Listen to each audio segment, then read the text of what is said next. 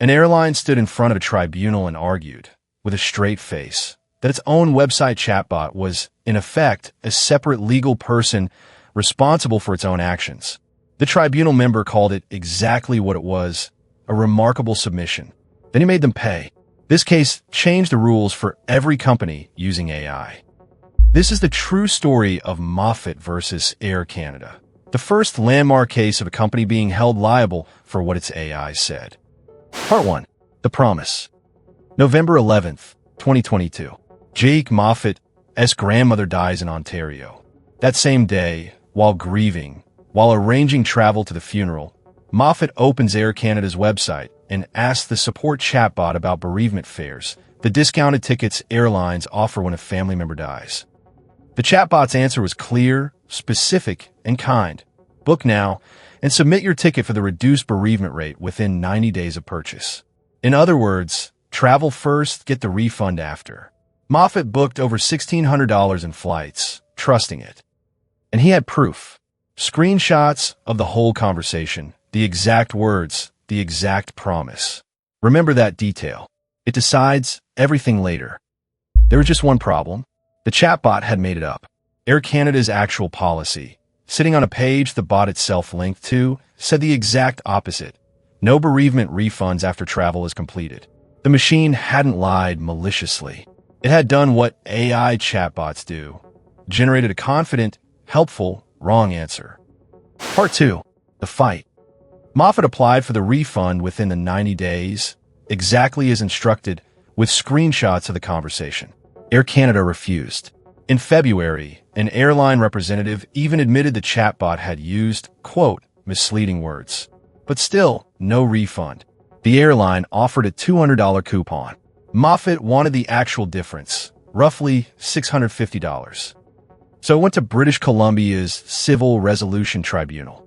And that's where Air Canada made the argument that put this small refund case into legal history. It claimed it couldn't be held liable for information provided by its chatbot. The tribunal member, Christopher Rivers, summarized their position in one devastating line. In effect, Air Canada suggests the chatbot is a separate legal entity responsible for its own actions. The details make it sharper. Moffatt had paid $1,630 for the flights. With the real bereavement fare, the tribunal calculated the trip should have cost about $979. The gap, $650, is exactly what was asked for.